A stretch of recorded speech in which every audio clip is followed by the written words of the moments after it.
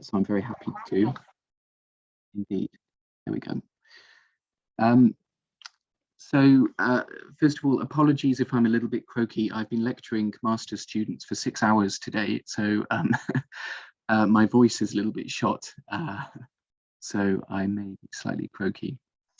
Now, my claim to be from the West Midlands is slightly tenuous. I was born in Gloucester and grew up in Gloucester, so I am kind of at the intersection of the West Midlands and the Southwest.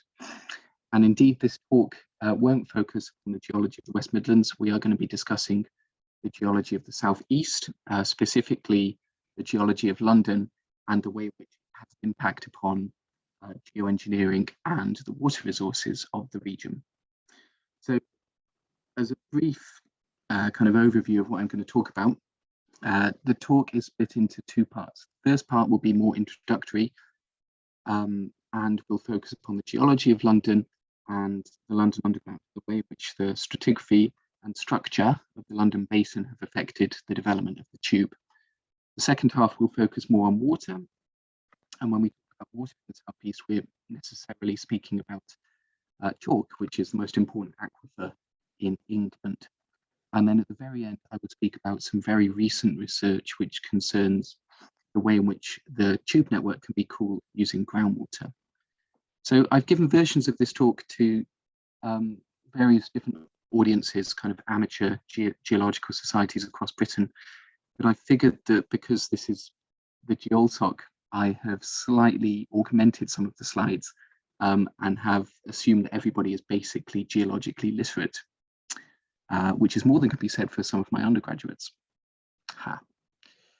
So before we get into the geology, it's first instructive to consider what London actually is. How do we define London? So here we have 4 different representations of what London can be considered as, from a landscape communication, kind of urban sprawly, and a bus and tube network point of view. So in these slides, the outline in the thick black line is obviously the outline of Greater London, which was formed in the 60s as an administrative unit. The circle here is a line of equal radius from what's often considered the centre of London, Charing Cross. And in this panel, the dashed line here represents the limits of the chalk outcrop. So we've got the Chilterns to the north and the North Downs to the south. And the grey area represents land above 100 metres in elevation. So if you can see, the London Basin is doing something like this, trending from northeast towards the southwest, and the topography fairly well delineates the boundaries of Greater London in the north and the south. There are various other ways in which London's been defined.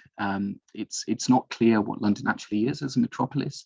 So you can see here, for instance, we've got the M25 in blue and the inner circular in red, which the M25 almost approximates the boundaries of Greater London, but not quite.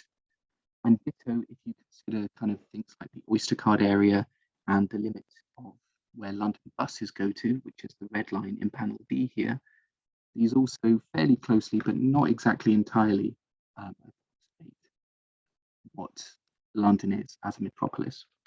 So I'm not going to dwell on panels B, C, and D because we're geologists. We're not interested so much in these things.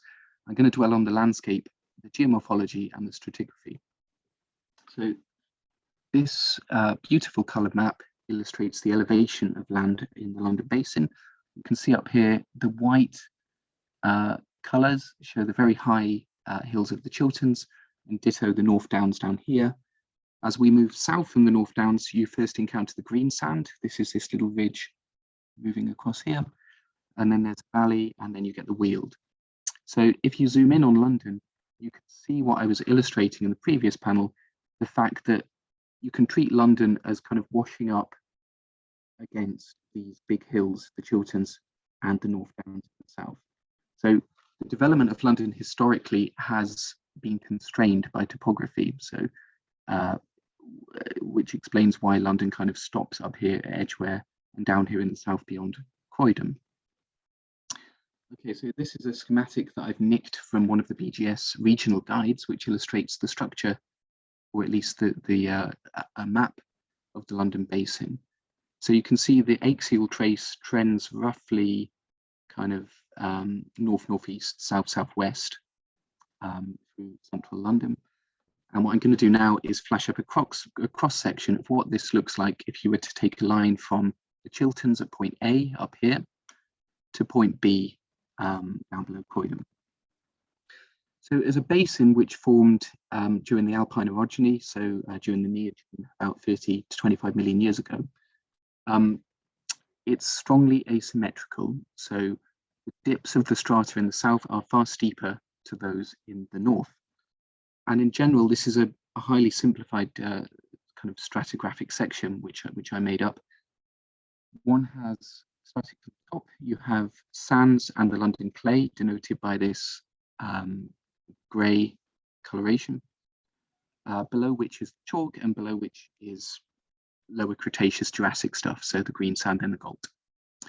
In terms of the engineering structures that are found in central London, the deepest tube tunnel is deep within the London clay at Waterloo, and the very deepest tunnels that have been bored under central London are just at the top of the chalk. So these are the Thames tideway tunnels that we'll look at in the second half of the talk, which is a new scheme designed to improve sewerage across central London. So I added this in at the last minute because one of my colleagues, Richard Gale, is very interested in mapping surface displacement across London. So what you're seeing here is the rates at which the surface is going up or down as measured using INSAR, using persistent scattering interferometry. So the diagram that I just showed you is massively oversimplified. This presents an element of additional complexity in terms of structure, in terms of faulting. So the dashed lines here represent the faults that have been mapped across London, and more are being found with each successive year. So you can see there's a very prominent north-south trending fault here, which separates regions which are kind of going up with regions where the surface is going relatively down relative to a stationary datum. Interestingly, there's a few areas across central London where the chalk is thrust up to the surface of these faults, most notably around this region in Thamesmead and in Croydon and in Woolwich, which is where you actually see chalk outcrops at the surface. And the geomorphological manifestation of this is really quite extreme gradients in the streets. If you've ever been around Woolwich and Thamesmead, there are some streets which, when they pass across the chalk escarpment, have a gradient of about 1 in 4, so 25%, so really very steep. Okay, this slide is just to remind me to speak about the River Thames. It's sort of a bit of an addendum slide, just to illustrate the fact that the position of the River Thames, as we know and love down here, hasn't actually remained stationary over Holocene time. So over the past 500,000 years, the position of the River Thames has evolved. It's moved around a little bit. And the evidence for this is presented in river terrace gravel deposits, which are found throughout the south of Norfolk, much of Suffolk and Essex. So the Thames has moved around, and you can see where the Thames estuary used to go out to the North Sea by the position of these tidal inlets, just east of Southend, Chelmsford, Colchester and Ipswich. Okay, so I don't want to waste much time focusing on the background, but what we'll do is we'll do a whistle-stop tour through the stratigraphy of London, starting from the top and going downwards, getting older. So we'll start off with the London clay. So this is the stuff for which London is the most famous. It's obviously a clay with high concentrations of montmorillonite and smectite, which mean that it is highly impermeable, obviously, as a clay. Equally, it is susceptible to swelling when water is in the presence of water and ground heave, which makes it a very interesting medium through which tunnels can be bored. Very reliable, fairly predictable, which is one of the reasons why the London Underground network developed so early compared to Paris and New York. It's because clay is by and large, a very, very good medium through which tunnels can be bored. It bears weight extremely easily. But one of the problems is that its thickness across London isn't consistent. It's thicker in the west and it's thicker in the north. And there are some places in the south and the east, like at the Isle of Dogs, West India Docks, where the London clay thins nothing entirely. And this has had quite profound consequences on the development of the tube network and on subsurface engineering, which we will explore in a few slides' time. So going down the stratigraphy, the next unit you encounter is this kind of mulch of sand and clays and shelly units. It's a bit of a mess, and I've referred to it by the slightly deprecated term of the Lower London tertiaries. Of course, we shouldn't refer to the tertiary anymore. We should refer to the Cenozoic, but this is kind of the historical way with which it was described. So this unit is present at outcrop more or less to the west of London. So where I teach at Holloway in Egham in North Surrey, the university sits atop the Bagshot Sands, which is one formation within the Lower London tertiaries. So compared to the London clays, these are very complicated to construct tunnels through. They're very complicated from an engineering perspective because they're unpredictable. They require quite extensive geophysical surveys to monitor what's actually going on in the unit in terms of permeability. And the permeability is often very high because we're dealing with sandstones by and large instead of clays. So in terms of the problems that have been encountered when constructing through the subsurface under London and under the southeast, I've delineated the problems into sort of three main categories. And these are all quite intimately related to what happened to the surface and the stratigraphy during Devensian times, so during the last glaciation about 12,000 years ago. So we have phenomena like pipes, which are fissures in the London clay which connect down to the chalk, which allow sandy stratigraphy, sandy units, sandy facies, to move downwards into places where they wouldn't normally be found, like in the chalk, which has created all sorts of havoc when tunnels have been attempted to be driven through the chalk. Also, very common in London are these phenomena known as scour hollows, which are periglacial, again in origin. So these result from the melting of vast cubes or blocks of ice in the subsurface as the ice thawed out following the end of the Devensian. Huge spheres or blocks of ice, once they hollow out, turn to water, which then move down the stratigraphy, which then leave huge voids behind. And these voids tend to get filled up with sand-bearing strata. Most notably, these scour hollows are present underneath Battersea Power Station, which very recently created problems during the Northern Line extension. There's now a station about here, where my cursor is. So these features had to be dealt with when the tunnels were being bored.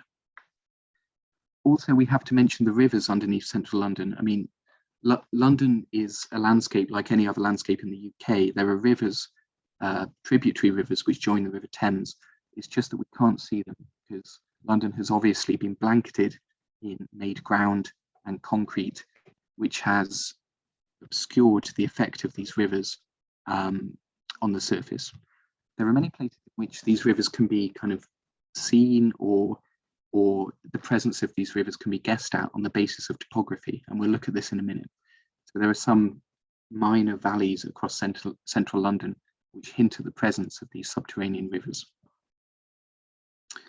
There are more specific problems as well. So I'm just going to highlight an engineering problem which was encountered at Old Street Station on the Northern Line. So there is this phenomenon known as aggressive groundwater, aggressive meaning acidic. So at Old Street, there is no London clay, and the tunnels were bored through the Lower London tertiaries, most notably the Lambeth group of sediments, which are largely sandstones. So these contain a high concentration of pyrite, iron sulfide, and what happened is the passing effect of trains had the effect of oxidizing this pyrite, this iron sulfide, which in the presence of groundwater generates sulfuric acid. which has a pH of 2 or 3 and is highly aggressive and has the tendency to rot tunnel linings. So this is a shot that I took a while back. I couldn't exactly delineate any regions where the tunnel lining was rotting, but just north of this station in the tunnel, the lining had to be replaced because it was being corroded by sulfuric acid as a result of the Lambeth group. So the next few slides illustrate the fact that geology, or more precisely facies variations in the stratigraphy, are actually quite useful. They're a boon to developing new solutions to deal with them. So various different tunneling techniques have been developed upon accidentally discovering variations in the stratigraphy. And likewise, there are a few stations at which fairly novel techniques have been applied in order to stabilize the subsurface. So for instance, when the Victoria line was being bored in the 60s, new techniques such as freezing the ground or the use of compressed air to stabilize the ground were developed. And these were kind of great British developments, you know. We could sell them nowadays as great British developments, which have now been exported around the world. Focusing on the very exciting issue of tunnel lining, you can see here how tunnel linings have developed since the original inception of the tube in the 1860s. This is brick being used at Baker Street, towards concrete being used in the Northern Line in the early 1900s, and most recently in the Jubilee Line extension, the use of this segmented steel, which is bolted together using very high pressure bolts, has allowed tunnels to be bored through strata that were previously considered difficult from an engineering geology point of view. So if we look a little bit more now at the tube map, we will consider what causes lateral and vertical variations in the tunnels. So let's look at the end of the Northern Line. You may know the Northern Line ends in the south in Morden. This is what the tube map looks like. And then this is what reality looks like. So fairly straight up until Collier's Wood, then there is this ginormous bend in Wimbledon to terminate at Morden in the south. So why is this? And the reason, happily for us as geologists, is because of geology. So at this point in London, when they were boring the tunnels, they struck the headwaters of the River Wandle, which is a tributary of the Thames that gives its name to Wandsworth. So rather than going straight through these water-bearing strata, the alluvium, the tunnelers in the 1900s decided just to build a massive bend around the water-bearing strata to take the tunnels through strata where the permeability was better known and there was less chance of hitting alluvium and so inundating the tunnels with water. So this is a fairly nice example where geology has a profound and tangible impact upon the plan view of tube tunnels. So that was lateral changes if you look from an XY point of view down from the sky. But what about vertical changes if you take a section through the ground from sort of XZ space? So the tunnels are really very affected by stratigraphy in XZ space. When the tunnels were bored, the engineers strove to maintain the tunnels within the base of the London clay. So I said at the beginning, the London clay is relatively homogeneous, but in fact, there are very subtle facies changes as you go down through the stratigraphy. And it so happens that a particular unit, a particular facies at the bottom of the clay is very conducive to building tunnels. So historically, tunnels have been driven through the base of the London clay, and there are various other minutiae, like the tunnels trying to avoid paleotopography. So the alluvium associated with subterranean rivers, for instance, the River Fleet at King's Cross. And we can see this in a couple of diagrams. So what I'm showing you here is the passage of the Victoria line from King's Cross in the north to Vauxhall in the south, as represented on stratigraphy. So we've got London clay here in grey, the lower London tertiaries in orange, and then the chalk in green. So can you see that where the London clay is thick, the passage of the line, the Victoria line, tends to stay at the top, but where it's thin, it tends to stay within the bottom patches of the clay. And then what we're seeing at the bottom here is another tube line going through the stratigraphy. This is the central line going from west at Notting Hill Gate to east at Liverpool Street. And you can see here how the engineers strove to maintain a relatively constant gradient, even in spite of certain structural features like a big anticline in the chalk, which runs roughly parallel to Oxford Street. So some work that I did a few years ago was based upon a Freedom of Information request from Transport for London on station elevation data below the ground surface. So what you're seeing here is, in the background, this kind of grey and black pattern is the elevation of the bottom of the London clay in absolute terms, in meters above or below the ordnance datum. So the darker the pattern is, the higher up the base of the London clay is. And you can see very nicely we've got the centre of the axis of the London Basin running in this orientation from west to east. I've superimposed this upon the tube map. These are all the tube lines in geographical reality, and the stations are coloured by their elevations in ordnance datum again. So the kind of purpler colours are deeper down, and the yellower and the redder colours are higher up with respect to ordnance datum. Perhaps the more intuitive way of looking at this is to collapse the two data sets onto each other to do this. So what I'm showing here is, for each station on the tube network, I'm showing the elevation of the platforms above the bottom of the London clay. So the darker colours, the blacks here, mean that the stations are very deep within the London clay, and the lighter colours mean that they're closer towards the top. Where you have red, for instance, these stations in the Northern Line in northeast London, this means that the tube stations are constructed above the London clay, so in a different stratum.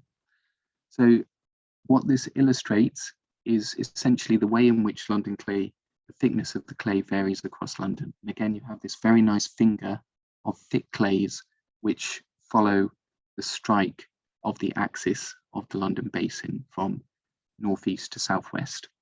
And the London clay also thickens towards the northwest up here.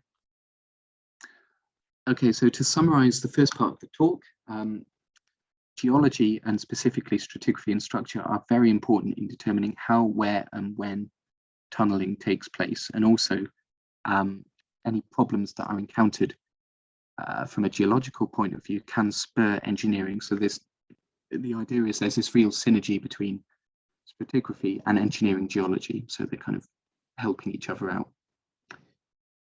I had a look through the literature, and in terms of what other authors consider the most important aspect of London's geology, there isn't really a consensus. So some people think it's the continuity of strata under central London, which isn't constant.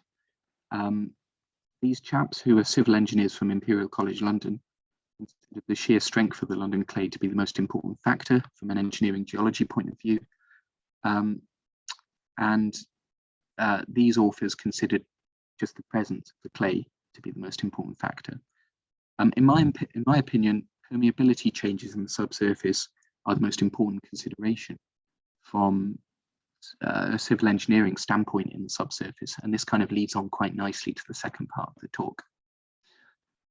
Before we do that, let's just have a quick look at the progress of Crossrail. So this is what Crossrail looked like 13 years ago in 2009. This is a schematic map of what Crossrail was meant to look like when it was first being planned in 2009. For those of you who don't know, Crossrail is a major new engineering project across central London that seeks to link the suburbs on the north and the south of London. This particular diagram illustrates Crossrail 2, which is a proposed new project that links Hackney in the northeast to Battersea in the southwest. Okay, so these are all of the optimistic predictions of what was going to happen in the future as seen from the vantage point of 2009. So it all looks very positive and rosy. What actually happened, if we look at where we are at today in 2022, Crossrail was meant to be completed in 2019. The latest update says it's going to be completed as soon as possible in 2022. So there have been various delays. And future projects, including this Crossrail 2 idea, the second set of rail tunnels across central London, have been shelved. So TfL was forced to abandon it by the government 2 years ago as part of a rescue package which was negotiated by TfL. So that's not going to happen anymore.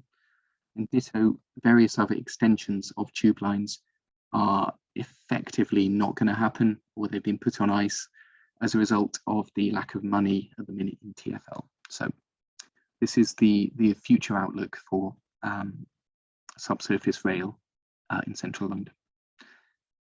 On that happy note, let's progress to the second part of the talk, where we will go further down the stratigraphy and we will look at chalk. Okay, so chalk is intimately related to water, which is one of the main problems and one of the main objects of research interest across London and indeed across the southeast of England. So we've done London clay, we've dealt with the sands of the low London tertiaries, and we're now going down into the chalk. So to refresh your memories, in case anybody is unfamiliar with the way in which chalk was formed, its deposition environment, this is what much of southern England would have looked like in the top of the Cretaceous, so 100 to 65 million years ago. This milky sea in which coccoliths are being rained down at a fairly alarming rate onto the seabed to form what would later be known as chalk. Okay, I had the pleasure a few months ago of visiting one of the best preserved outcrops of chalk in central London. So this is in Croydon. This is kind of the start of the North Downs, and this is a ginormous chalk outcrop. It looks very similar for a layman, or if you have difficulty seeing, it all looks just like a massive block of white. But in fact, the chalk is a very complicated beast. There are very minor variations in the facies as you go across it. So I'll flash on some interpretation. And what we're looking at here is the very bottom of the upper chalk. So historically, the chalk was divided into 3 units, the upper, the middle, and the lower. What you're seeing here is part of the upper chalk, and each of these are now, as we know it, divided into formations. So there are very subtle facies variations across each of the formations.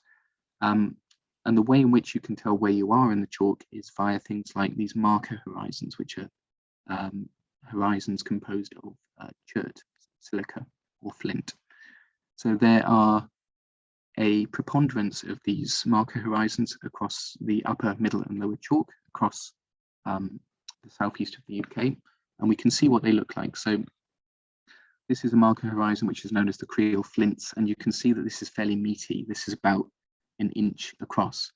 So if you were to come across this outcrop, for instance, this is in Kent, this is at Ramsgate on the south coast, you will know whereabouts in the stratigraphy you are by the presence of these flint horizons. Okay, so that's fine. We understand about the stratigraphy of the chalk, but what does this mean from a water point of view? So let's go back in time and look at what London looked like about 250 years ago. So this is a slightly romanticized portrait of the River Thames taken or painted in 1750. And where we are now, we are looking north, and this river up here is River Fleet. So you can see rivers that are now submerged used to be fully navigable, kind of proper rivers, which were fully open and could be sailed along and be paddled in, etc. So let's take a slightly different perspective now, and let's move to the present day. Let's imagine that we're standing on the eastern side of this bridge here, and we're looking west towards along the Strand and towards Trafalgar Square. So if we picture ourselves now standing here and looking west, this is what the present day situation looks like. So this is Fleet Street going up towards the Strand. And as you can see, there is a very slight dip, there's a very slight valley. Now this is a manifestation of the much steeper original Fleet Valley, which has now been smothered in made ground and concrete. And I can flash on a representation of the geology. So in this picture, the River Fleet is underneath this intersection here, and it's flowing from right to left of the picture. And incidentally, the Fleet Street and the Strand are moving across formation known as the Kempton Park Gravel Formation, which is an alluvial terrace of the River Thames. Okay, so in fact, there are many of these buried rivers or subterranean rivers across London, and when I was younger, I mapped some of these rivers. So you can see River Thames obviously moving across central London, and then these dotted lines indicate rivers which are buried at depth of maybe 5 to 15 meters, but which still manifest in the geomorphology of London in terms of very slight undulations in the topography. Okay, so there are other clues to the presence of these rivers. In some places, such as in Mayfair, they've actually been diverted to flow through houses. So this rather lovely tank that contains goldfish and koi carp is actually representing the passage of the River Tyburn, which flows through Mayfair. So this isn't a pond, this is a moving river. And I'd recommend, if you ever go to London, visiting this antique shop in Mayfair, where you can see one of these rivers flowing for free. In another example, moving slightly further west, the Serpentine Lake isn't actually a lake, it's a very slowly moving river, the River Westbourne, which moves from north to south in this image. And then upon its egress from the Serpentine here, the river moves farther south to move across the district and circle lines at Sloane Square. And this is what it looks like. This is Sloane Square tube station. And this ginormous green pipe here, if you've ever noticed it, carries the waters of the River Westbourne, which is flowing from right to left in this picture, in this direction towards the River Thames. Okay, there are also other clues, such as if you look at the grid pattern of streets across London, you can kind of guess where rivers may have been in the past. So 2 examples, one from the east, one from the west, Farringdon and Marylebone. Particularly in panel B here, you have a relatively rigid grid structure, which was developed in Georgian times of the streets. So fairly obviously it's grid, but there are a few anomalies. So look at this street here, Marylebone Lane. This is weird. This is kind of wiggling in a way which seems out of place to the grid structure. Slightly less obviously, if you look at panel A, you could consider this street here, Farringdon Lane, and Turnmill Street, which wiggles around in a way that seems out of place to the grid structure of the streets, which was imposed later on. So the reason behind the wiggliness of these thoroughfares, these streets, is because they are extremely historical. They're very ancient thoroughfares which follow the bottom of the valleys of rivers.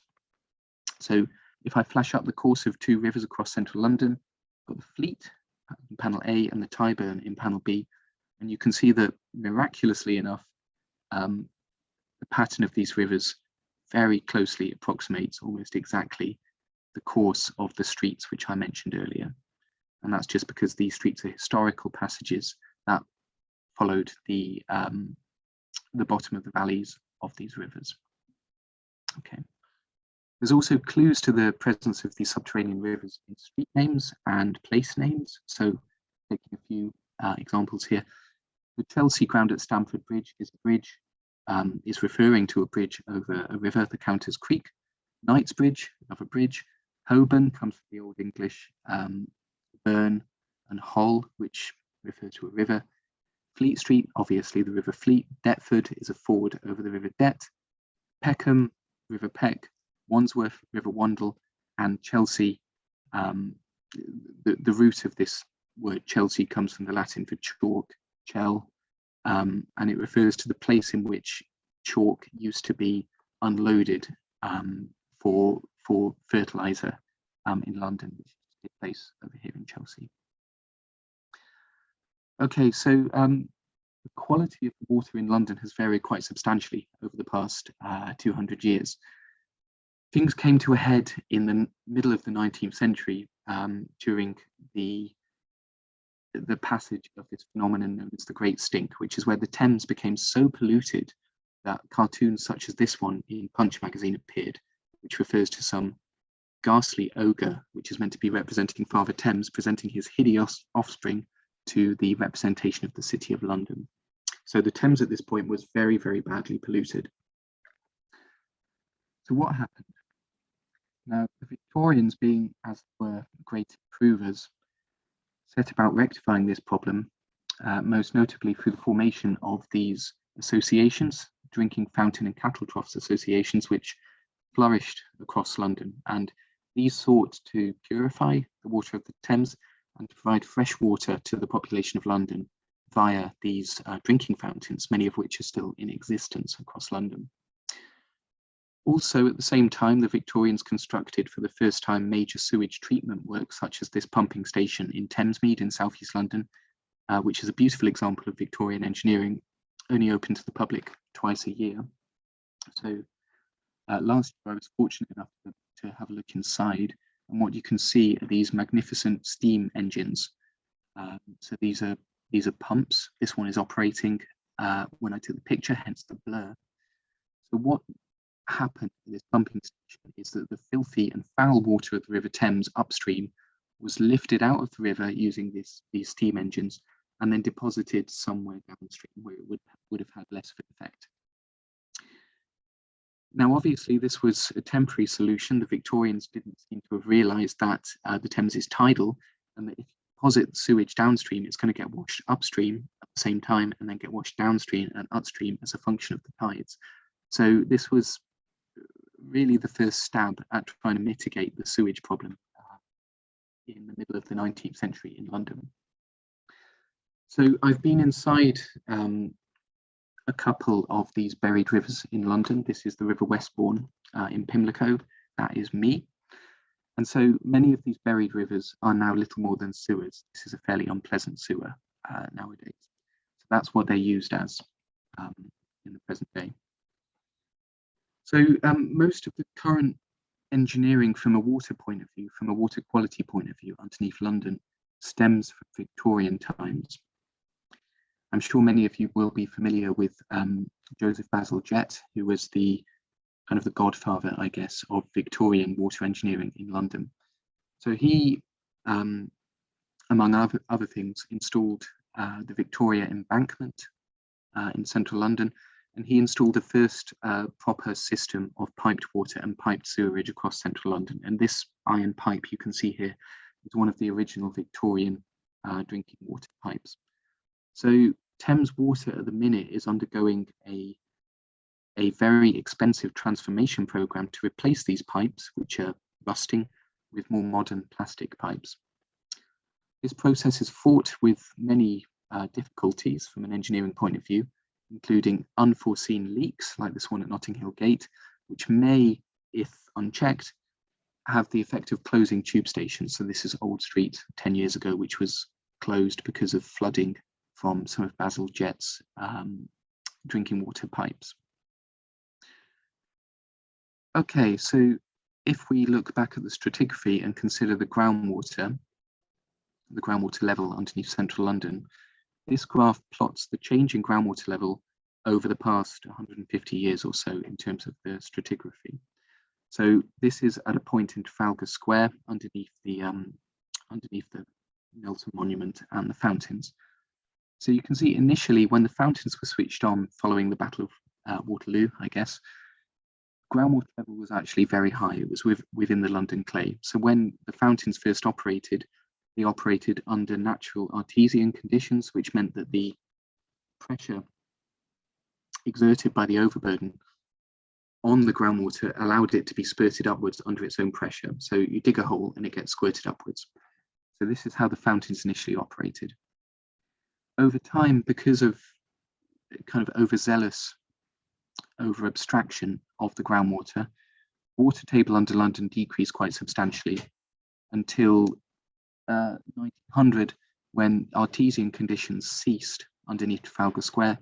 So the fountains had to become, they had to operate under mains water, which continues to this day. So the fountains are pumping water from the mains nowadays because there's insufficient artesian pressure to allow the process to happen naturally.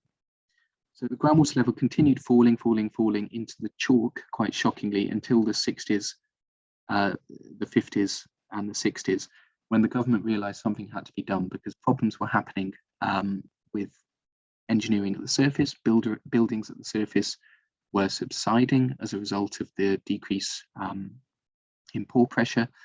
So the government imposed a series of abstraction acts which stopped unlicensed abstraction of groundwater.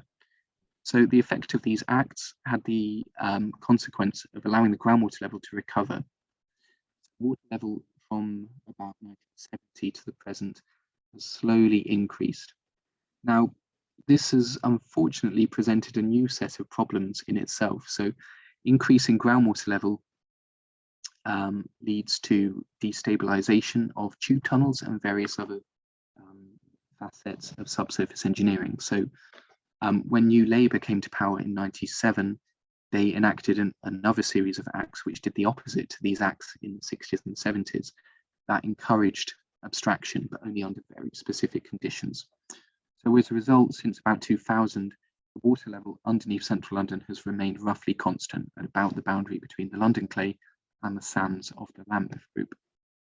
These are the fountains, in case anybody hasn't seen them, which are currently pumping at Trafalgar Square under mains water. Okay, so the biggest problem facing London and indeed the whole of the southeast of Britain is water shortages. This is a big problem which I think has been slightly underreported in the media. The fact that in the next 30 or 40 years or so, there are going to be huge water shortages across the southeast. So this graph is just illustrating the yawning gap between demand, how much water is required, and supply, so how much water is actually available. So these are predictions based from a few years ago now, but they're still fairly current. The gap between supply and demand is going to increase in the future, and this is going to pose major problems from not just a geological and an engineering point of view, but also from a public finance point of view. So what's being done to counter it? So there have been some fairly unsustainable solutions that have been developed to counter this supply-demand deficit, such as the construction of this ginormous plant in Barking in East London, which desalinates water from the River Thames. It may seem relatively simple in practice. You take water from the Thames, remove all of the viruses, pathogens, heavy metals, nitrate, other nutrients, and salt from it, and then pass it on to the drinking water network. So in theory, it seems very easy to do, but in terms of energy, it's hugely energy intensive, relies upon the process of electrolysis, which has a very high energy load, and it's extremely expensive. So this isn't one of the best processes to facilitate the closing of the supply-demand gap from an energy point of view. And this is especially current nowadays due to the increased interest on the environment, climate change, and sustainability. So what about using geology? What about using stratigraphy and the chalk aquifer to generate a new source of fresh water?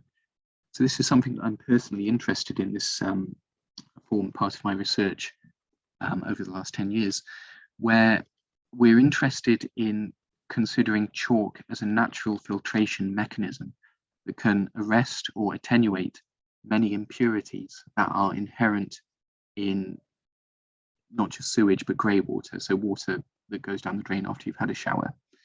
This isn't a new theory. It was in fact proposed as early as 1924, where you have this rather lovely quotation from the Standard, which suggests that chalk could be used as a series of filter beds that arrest or destroy impurities in order to transform water, groundwater, into a soft water that is suitable for man and beast.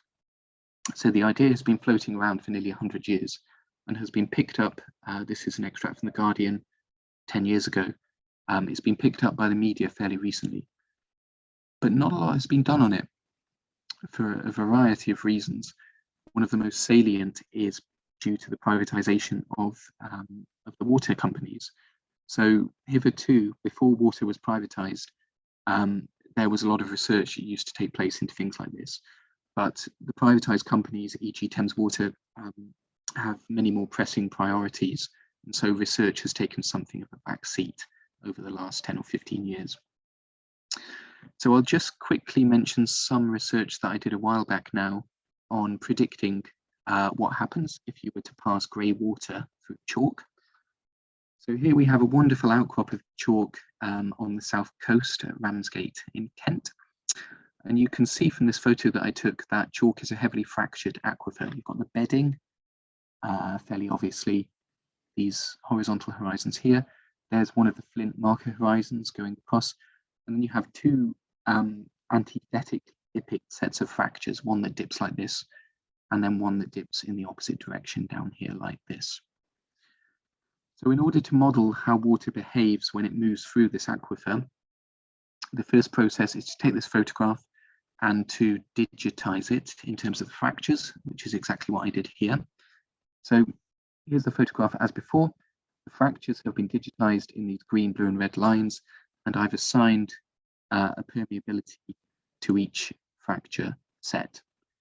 So I have to state at this point that when water flows through chalk, the transmissivity of the aquifer, so the main way in which water moves through it, is dominated by fractures just because they have such large apertures relative to the matrix of the chalk.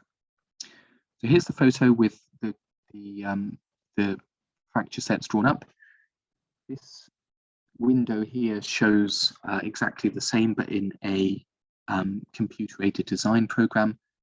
And then the point of doing all of this is to generate a mesh on which models can be run. So you can see this is a spatially adaptive mesh in that there are more nodes on which model simulations can be run closer to the fractures. So here we have the fractures as digitized in this mesh. And then the matrix, as you can see, the rock matrix between the fractures is relatively sparse in terms of the nodes. Okay, so I did have a video that illustrated what happened if one were to push water through this synthetic chalk outcrop. And I actually used it in a lecture this morning with my undergraduates, but it didn't work, technical issues. So I've augmented my slides just to show pictures instead. So what you're seeing here is exactly the same outcrop as I showed in this picture here, but this is the outcrop in its digitized form. So red is the chalk. If you can see the very fine filigree here, these pink lines are the fractures. And what I'm doing is I'm pumping under pressure grey water, so kind of impure water from if you've had a shower, from the left side of this model towards the right hand side under a pressure of 40,000 pascals, whatever that is in PSI. So at the beginning of the model run, what you can see is that the stuff that I'm pumping in, as shown in this picture by the blue color, more or less follows the fractures, which is exactly as you would have predicted. And that's because the fractures have big apertures, they have big permeabilities, and the transmissivity of the aquifer is dominated by these fractures. So the stuff that I'm pumping in flows along the fractures very nicely at first. Okay, so what happens if I skip to the end of the model? What happens if I run the model for about 7 weeks? You can see this is what happens. So after about just under 7 weeks, the stuff that I pumped in from the left-hand side finally reaches breakthrough on the right-hand side. So you can appreciate the groundwater flow in the chalk is an extremely slow process. The fractures notwithstanding, it does take a long time. Now, from a filtration point of view, if we want to improve the quality of the stuff that we're pumping in, this blue water, the main area of focus is in these regions where you can see this kind of blurring here, here, and then around here, which is diffusion.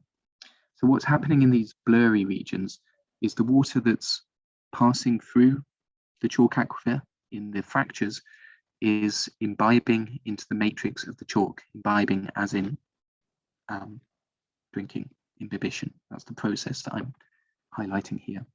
And it's in these areas that the reactions take place that remove various contaminants that might be present in the stuff that I'm putting in, such as heavy metals, such as viruses, pathogens, excess nutrients, nitrate and phosphate.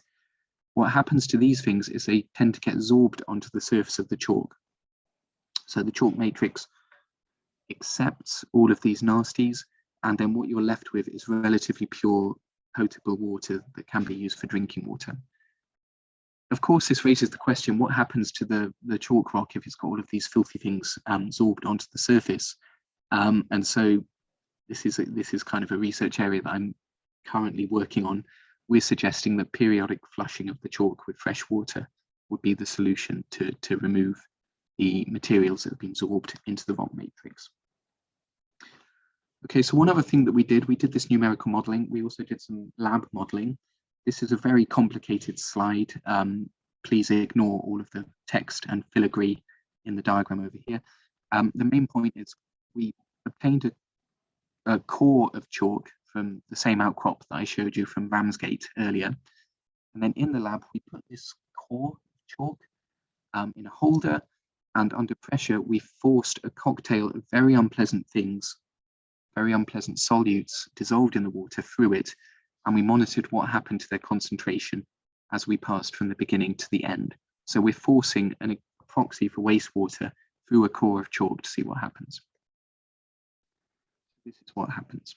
So this is a graph that shows the normalized concentration of various elements I'm going to show in the graph. So this is dimensionless. This is just a percentage as a function of the time of the experiment, which is here on the x-axis. So first of all, I'm going to show you 4 elements which were already present in the water in the chalk core before we did anything to it. So these are sodium, magnesium, sulfur, and iron. So I got this chalk core from the seaside, from Ramsgate. So can you see that most of the elements here are related to seawater, and rainwater? This is the water that was already present in the chalk before the experiment began. So as we began flushing the chalk core with water, with this grey water, this approximation of sewage, can you see that these elements that were already present in the water before we began the experiment come out pressure? So we've got a spike in the concentration of all of these elements, following which, as the experiment proceeds, all of their concentrations decrease. So all this is representing is the hydrological concept of translatory flow. The stuff that was there at the beginning is being pushed out. That's fine. That's kind of slightly irrelevant from our main narrative. More interestingly, we can analyze what happened to the elements that I am putting into the chalk core that weren't there at the beginning. So the cocktail that I cooked up in the lab contained a variety of heavy metals which approximate the behavior of certain chemical species in sewage. So molybdenum, nickel, arsenic, and cobalt, extremely unpleasant things. So you can see at the beginning of the experiment, obviously the concentration of these things was 0, so I hadn't put anything in. But then as water began to be pumped out of the chalk core as the experiment progresses, can you see that the concentration of each of these elements increases as they start dripping out the other side of the chalk core? Okay, that's what you expect. What goes in must come out. But the interesting point is that not 100% of what went in actually came out. So for molybdenum, about 90%, arsenic, about 70%, and then for the other 2 elements, barely 50%. So this is a result of absorbing of these elements onto the chalk. So they've been taken up by the chalk matrix, and they've effectively been removed from the water that I've been putting in. So this was a fairly cursory initial study, just illustrating the power of chalk, or indeed of limestones in general, as a natural filtration mechanism. So I'm currently conducting further work on this. I put in a grant on it just last week, and I hope to be proceeding with the support of Thames Water this year. Okay, so it's now 7:25, so I'm reaching my conclusion. The final thing that I want to talk about is some very recent research on cooling down the London Underground, which I first began last summer when I had a master's student working with me, Jonathan Rowe, down here, who began an initial analysis. So his master's project we had published in the journal Sustainable Cities and Society in November. I've got the reference at the end if you want to have a look. So our contention was that groundwater, if pumped from the chalk, as you can see in panel A, or river water related to these buried subterranean rivers, which I was mentioning in part 1 of the talk, can be used if passed across a heat exchanger. So you have hot air meeting cold water from the groundwater or from the river water in order to pump out cold air, which would cool down tube stations by potentially as much as 10 degrees Celsius.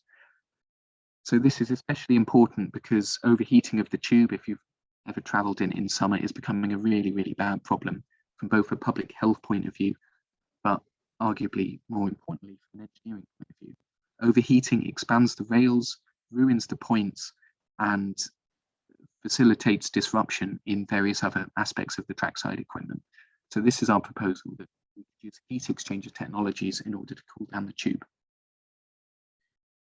Yes, so this is my final slide. Slightly busy slide. What you see in the background here, this colour in the background, is a map of groundwater level underneath central London. So to orient you, this black dashed line is the River Thames, central London is here.